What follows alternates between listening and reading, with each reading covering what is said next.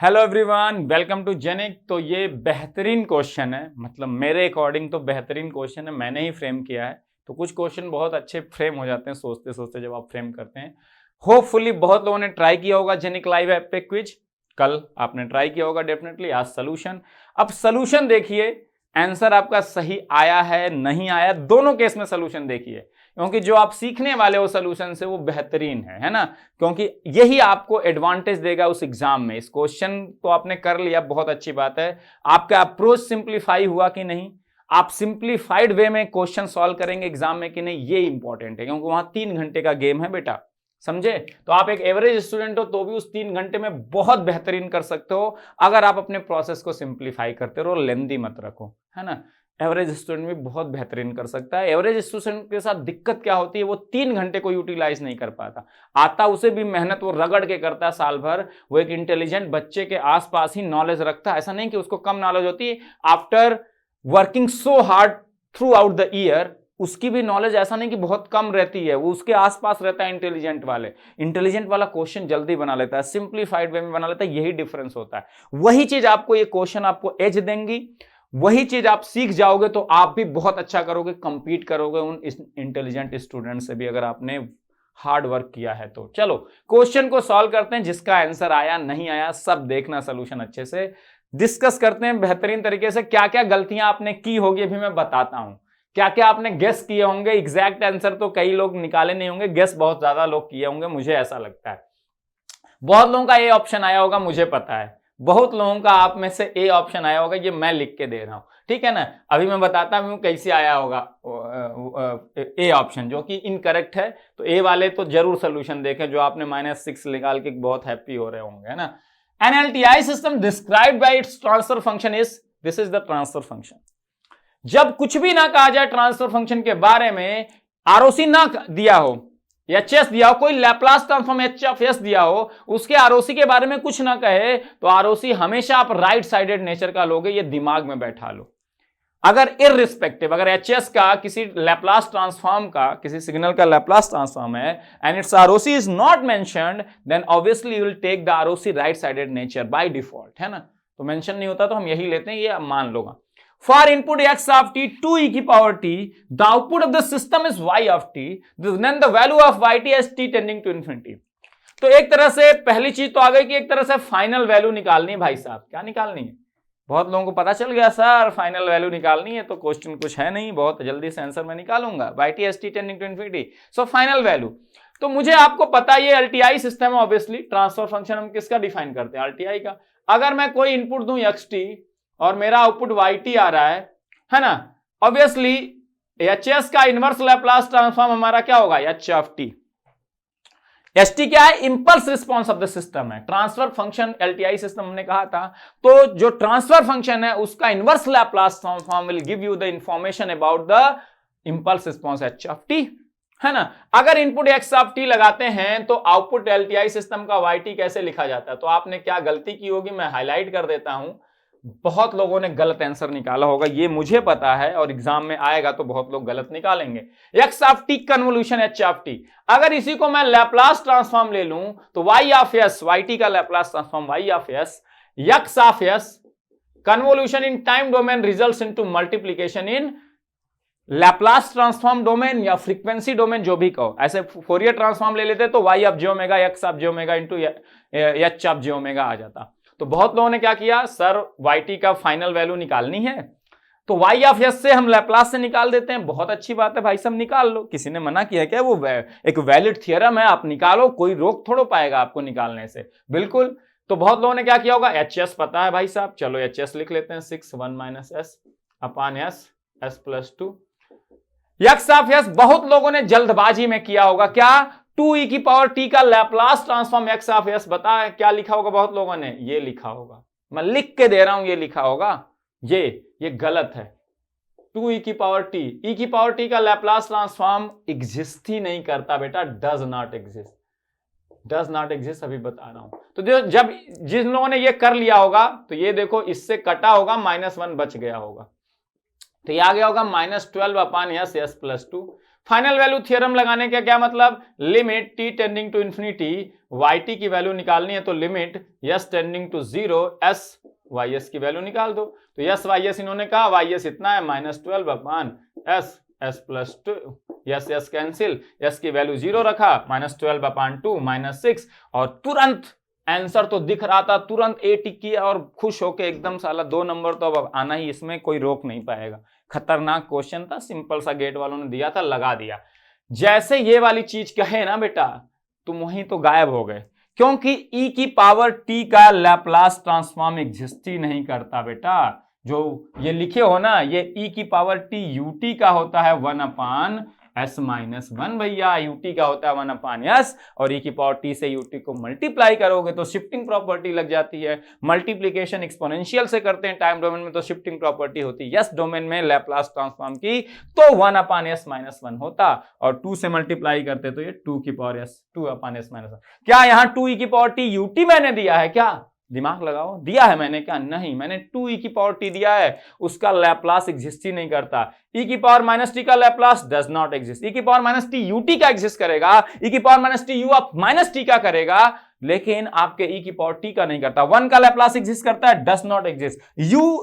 u of t into 1 का करेगा, ut का करता है, 1 का नहीं करता भाई साहब, e की पावर t का नहीं करता। sin t का लैप्लास एग्जिस्ट करता नहीं, sin t इंटू ut का एग्जिस्ट करता है, sin t into u of minus t का करता है, sin omega naught t into u of t का एग्जिस्ट करता है, cos omega naught t into u of t या u ऑफ माइनस t का करता है, sin omega naught t cos omega, इनका लैप्लास एग्जिस्ट ही नहीं करता। क्यों? क्योंकि इनका कोई आरओसी मिलता ही नहीं जिसके लिए इनका लैप्लास एग्जिस्ट कर पाए, कोई आरओसी ही नहीं ऐसा एग्जिस्ट करता जिसके लिए इनका लैप्लास हम लिख पाए, इसीलिए इनके लैप्लास एग्जिस्ट ही नहीं करते। 1 का फोरियर एग्जिस्ट करता है, लैप्लास नहीं, इसीलिए कई लोगों को लगता है लैप्लास का सबसेट है फोरियर, नहीं, थोड़ा सा छोटा है फोरियर ट्रांसफॉर्म, क्योंकि वहां केवल ओमेगा है, यहां सिग्मा और ओमेगा दोनों आ जाते हैं इस प्लेन पे, लेकिन सबसेट नहीं है। अगर कोई चीज सबसेट होती है, सबसेट मतलब उसके अंदर पूरा समाहित है, तो अगर फोरियर ट्रांसफॉर्म लैप्लास का सबसेट होता तो 1 का अगर फोरियर एग्जिस्ट कर रहा है तो, और फोरियर ट्रांसफॉर्म सबसेट है मतलब लैप्लास के अंदर ही की चीज है, तो 1 का फोरियर एग्जिस्ट कर रहा है तो 1 का लैप्लास भी करना चाहिए था। 1 का फोरियर ट्रांसफॉर्म एग्जिस्ट करता है, लैप्लास नहीं एग्जिस्ट करता। साइन ओमेगा नॉट टी का फोरियर ट्रांसफॉर्म एग्जिस्ट करता है, लैप्लास नहीं एग्जिस्ट करता। तो आप ये नहीं कह सकते कि लैप्लास ट्रांसफॉर्म का सबसेट एक छोटा सा फोरियर है। फोरियर ट्रांसफॉर्म एक ओमेगा डोमेन में मैपिंग है, उसकी एडवांस वर्जन है लैप्लास, उसमें बहुत सारे सिग्नल जो हम फोरियर डोमेन में नहीं डील कर पाते हैं लैप्लास में डील कर पाते हैं। लेकिन सबसेट कहना गलत स्टेटमेंट है कि एग्जैक्टली सबसेट का मतलब होता है कि जितने सिग्नल का फोरियर एग्जिस्ट करता है उनका लैप्लास तो करेगा ना, क्योंकि वो एक बड़े सेट लैप्लास ट्रांसफॉर्म का सबसेट है। तो सबसेट का मतलब वो सारी फोरियर ट्रांसफॉर्म वाली सारी चीजें लैप्लास के अंदर एग्जिस्ट करती, तो जिनका भी फोरियर ट्रांसफॉर्म एग्जिस्ट करता है उनका लैप्लास जरूर एग्जिस्ट करता है। ऐसा होता है क्या? नहीं। तो ये सब चीजें दिमाग में बैठा के रखना, एग्जिस्ट ही नहीं करता फिर कैसे निकालेंगे भाई साहब? ये तो गेम ओवर हो गया, -6 मार्क के आ गए। अब देखो, तो यहां से क्वेश्चन कहां से आया था, देखो y ऑफ t मैं लिखता हूं, चलो लिखने में तो कोई मनाही नहीं, कन्वोल्यूशन फार्मूला लगा देता हूं, -∞ टू इन्फिनिटी, ठीक है ना। ध्यान से करना, बहुत प्यार से आंसर आ जाएगा, है ना। इनपुट क्या है? x ऑफ t, है ना। अब ध्यान से देखो कैसे करते हैं, h of tau x of t minus tau. मैं ये फार्मूला इसलिए यूज कर रहा हूं ताकि h ऑफ टाउ, क्योंकि लैप्लास ट्रांसफॉर्म जो hs लिखा जाता है वो ht e की पावर माइनस st dt या h टाउ e की power minus s tau d tau में लिख सकता हूं। इसीलिए मैं t माइनस टाउ ht के साथ नहीं रखा हूं, xt के साथ रखा हूं। कन्वोल्यूशन दोनों तरीके से लिखा जा सकता है, x tau h of t minus tau या h tau x of t minus tau. मैंने किसको प्रिफर किया? इस वाले को। क्यों? क्योंकि जो Laplace transform h of s होता है ना बेटा, देखो ये सब ध्यान से सीखने वाली चीजें हैं। ये ht e की पावर माइनस st dt होता है, देखो एक्सपोनेंशियल आता है, या यहाँ t के रिस्पेक्ट में इंटीग्रेशन है, इंडिपेंडेंट वेरिएबल t है, मैं उसको h ऑफ हर t की जगह मैं टाउ रख दूं तो कोई दिक्कत है क्या?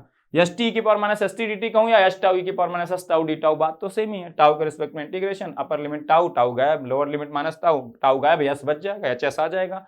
यहाँ टी के रिस्पेक्ट में इंटीग्रेट कर देंगे, टी की limit upper limit infinity, T गायब, लोअर लिमिट माइनस इन्फिनिटी, फिर टी गायब, एस बच जाएगा, एस का फंक्शन है एच ऑफ एस, इसीलिए मैं टाउ एच ऑफ टाउ को यहाँ रखा। तो जब भी Laplace transform H of S given हो ना बेटा, तो कन्वोल्यूशन का फार्मूला लिखते वक्त हमेशा ध्यान रखा करो H of T minus tau मत यूज किया करो, एच ऑफ टाउ, क्योंकि आपको लैप्लास वाले में कुछ रिलेशन एच एस और एच टी और एच एस का रिलेशन होता है ना इस फॉर्म में, एच ऑफ टाउ या एच टी के फॉर्म में, तो आपको एच एस की हेल्प मिलेगी इस फार्मूले को लिखने पे। H of T minus tau लिखोगे तो ये हेल्प ढूंढ नहीं पाओगे। इसीलिए मैं हमेशा जब भी एच ऑफ एस गिवन होगा एच ऑफ टाउ लूंगा, X of T minus tau लूंगा, rather than X of tau H of T minus tau लेने के।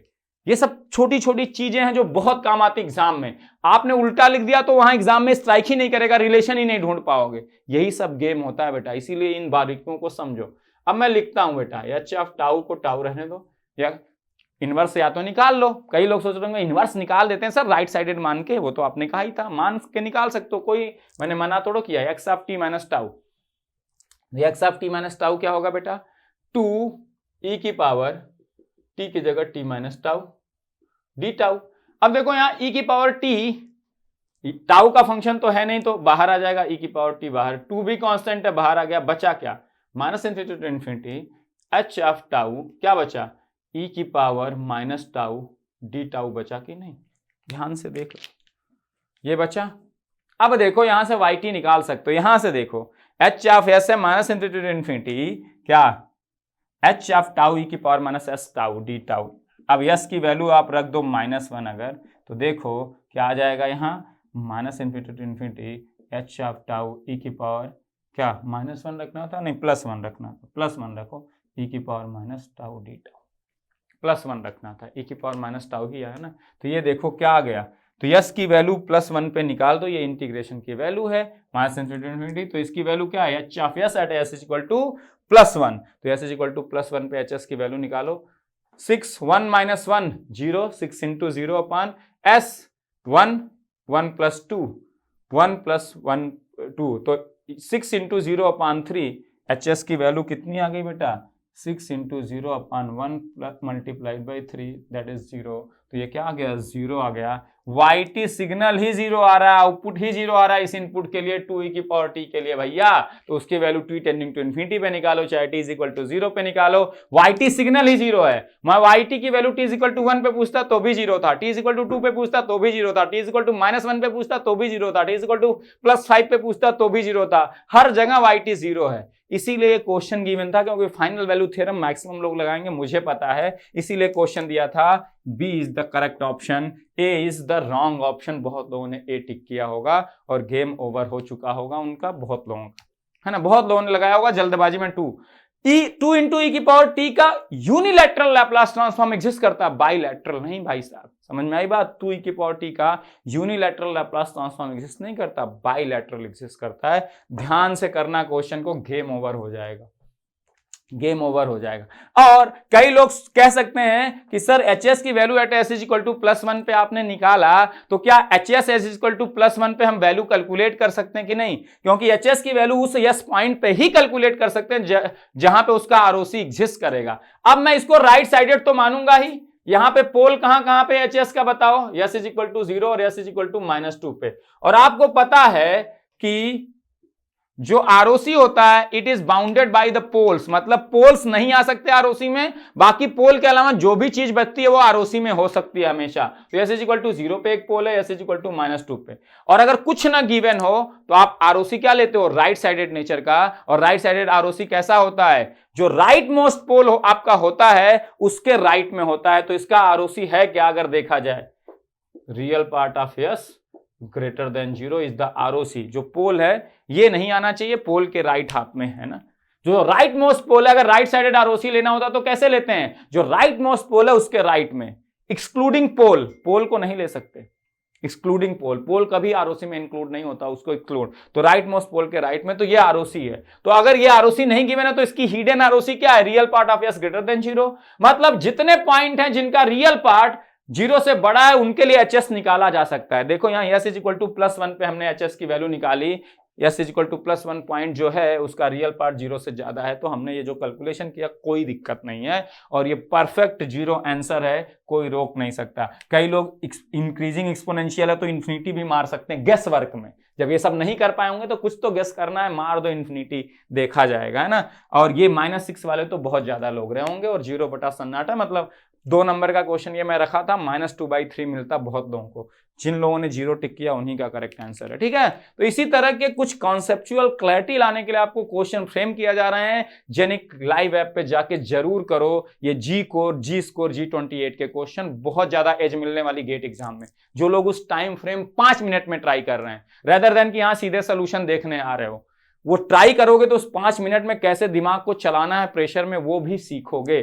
और वो भी सीखना उतना ही इंपॉर्टेंट है। कॉन्सेप्चुअल क्लैरिटी लाना जेनिक का काम है, वो आपको सिखा देगी। और आप एवरेज स्टूडेंट हो तो भी अगर ये पूरी सीरीज फॉलो किए बेटा, तो आपको बहुत ज्यादा एज मिलने वाले, लिख के रख लो। आप उस अच्छे स्टूडेंट से भी कंपीट करोगे जिसका दिमाग आपसे तेज चलता है। हाँ, आपकी मेहनत में कमी नहीं रहनी चाहिए, और ये सब चीजें सिखा के आपको हम उसी लेवल पे पहुंचा देंगे, ठीक है। चलो मिलते हैं फिर नेक्स्ट क्वेश्चन के साथ कुछ बेहतरीन डिस्कशन करने के लिए। Thank you very much.